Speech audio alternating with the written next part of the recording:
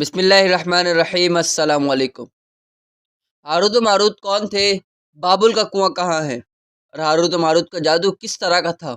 یہ وہ پراسرار سوالات ہیں کہ جن کے جوابات تو بہت ہیں اور لکھنے والوں نے بھی بہت کچھ لکھا ہے، لیکن ان قصے کہانیوں میں حقیقت کو تلاش کرنا گہرے سمندر سے موتیاں نکالنے کے برابر ہے۔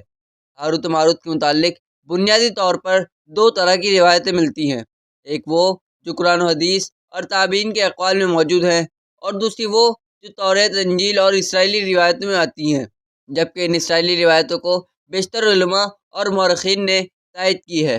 اس ویڈیو میں ہم ان دونوں طرح کی روایتوں اور واقعات کو مکمل پیش کریں گے، لہذا آپ سے گزارش ہے کہ آپ ہماری اس ویڈیو کو اینڈ تک ضرور دیکھیے گا۔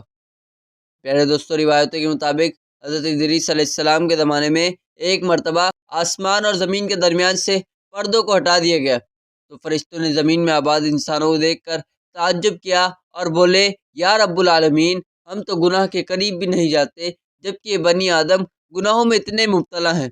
اگر ہم ان کی جگہ ہوتے تو کبھی تیری نافرمانی نہ کرتے۔ اللہ تبارک و تعالیٰ نے ارشاد فرمایا کہ انسانوں کو غصہ اور شہوت دی گئی ہے، اگر یہ چیزیں تمہیں دی جائیں تو تم بھی اسی طرح گناہ میں ملوث ہو جاؤ گے، لیکن فرشتوں نے کہا کہ ہم ایسا ہرگز نہ کریں گے۔ لہذا اللہ کے حکم سے فرشتوں نے اپنی جماعت میں سے دو بہترین اور اطاعت گزار فرشتوں کو چن لیا، جن کا نام ہاروت اور ماروت تھا۔ اللہ تبارک و تعالیٰ نے ان دو فرشتوں میں انسانی فطرت اور شہوت ڈال کر دنیا میں بھیجا۔ وہ شہر بابل میں دو خوبصورت انسان بن کر آئے اور قاضی کے کام پر مقرر ہو گئے، جہاں وہ لوگوں کے درمیان فیصلے کیا کرتے تھے۔ ایک دن ان کے پاس ایک عورت اپنا مقدمہ لے کر آئی اور کہا کہ شوہر اسے بہت پریشان کرتا ہے۔ ہاروت و ماروت نے جب اس عورت کو دیکھا تو وہ اس کی خوبصورتی اور حسن سے مرعوب ہو گئے اور اس پر عاشق ہو گئے۔ انہوں نے اس عورت سے زنا کی خواہش کی تو عورت نے ان سے کہا، تمہاری یہ خواہش میں تبھی پوری کر دوں گی جب تم بت کی پوجا کرو، شراب پیو یا میرے خاوند کو قتل کر دو۔ ہاروت و ماروت نے شراب نوشی کو چھوٹا گناہ سمجھ کر پی لیا اور نشے کی مستی میں دو اور کبیرہ گناہ کر بیٹھے۔ اس عورت نے ان سے آسمان پر چڑھنے کا عمل بھی سیکھ لیا، جس کے ذریعے وہ آسمان پر جاتے تھے۔ جب عورت اس عمل کے ذریعے آسمان پر گئی تو اللہ کے حکم سے اسے ستارے کی شکل میں مسخ کر دیا گیا۔ چونکہ اس عورت کا نام زورا تھا، اس لیے سیارہ زورا کہلایا، جسے آج وینس کہتے ہیں۔ اس گناہ کی وجہ سے ہاروت و ماروت خود وہ اسم اعظم بھول گئے جسے پڑھ کر وہ آسمان پر جاتے تھے، اور بطور سزا انہیں بابل کے کنویں میں الٹا لٹکا دیا گیا، جہاں وہ تا قیامت یوں ہی قید رہیں گے۔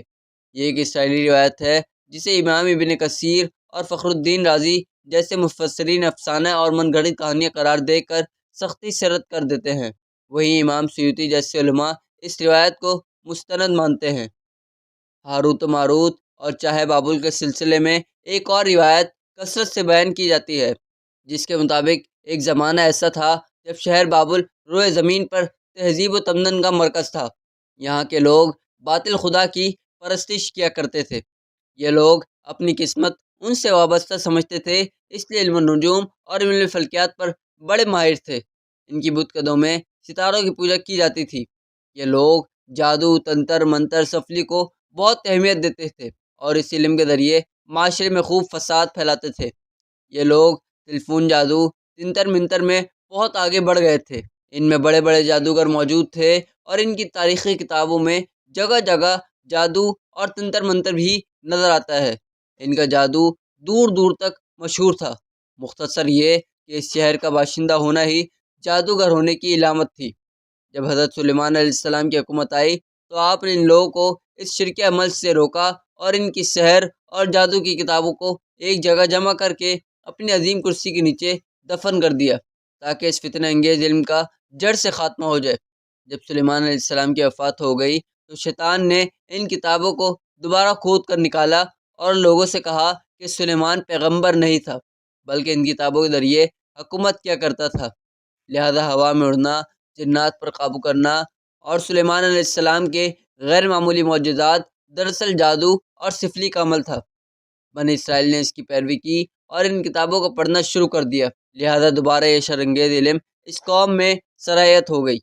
اللہ تبارک و تعالیٰ نے سلیمان علیہ السلام پر لگائے گئے الزام اور تہمت کی نفی کرتے ہوئے سورہ بقرہ میں ارشاد فرمایا، اور انہوں نے اس چیز کی پیروی کی جو شیطان سلیمان کی بادشاہت کے وقت پڑھتا تھا، اور سلیمان نے کفر نہیں کیا لیکن شیطانوں نے ہی کفر کیا۔ لوگوں کو جادو سکھاتے تھے اور اس چیز کی بھی جو شہر بابل میں ہاروت و ماروت دو فرشتوں پر اتارا گیا تھا، اور وہ کسی کو نہ سکھاتے تھے جب تک یہ نہ کہہ دیتے کہ ہم تو صرف آزمائش کے لیے آئے ہیں، تو کافر نہ بن جائیں۔ لہذا جب یہ سحر کا علم بابل میں عام ہو گیا تو لوگوں کی تکلیف اور پریشانی کا باعث بن گیا، تو اللہ نے دو فرشتوں کو انسانی صورت میں معمور کیا کہ وہ جادو کے عوامل اور اسے باطل کرنے کا طریقہ لوگوں کو سکھائیں، تاکہ وہ جادوگروں کے فساد اور شر سے محفوظ رہ سکیں۔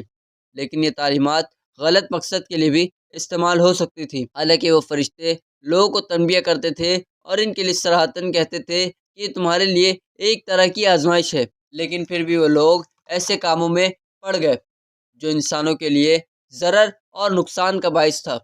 بعض عربی داستانوں میں اس کنویں کا ذکر بھی ملتا ہے جہاں کئی لوگ پہنچے اور ہاروت ماروت سے ملاقات کر کے جادو کا علم بھی سیکھا، جبکہ بعض مورخین کا کہنا ہے کہ عراق کے شہر اللہ کے قریب ایک کھنڈر میں موجود قدیم کنواں ہے جہاں سے بابل کی سرحد شروع ہوتی تھی۔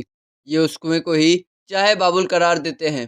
بہرحال اس واقعے سے یہ سبق ملتا ہے کہ سفلی اور جادو ایک شرکی عمل ہے، مگر یہ کہ اس کا استعمال فساد اور شر پسندی کے خاتمے کے لیے کیا جائے۔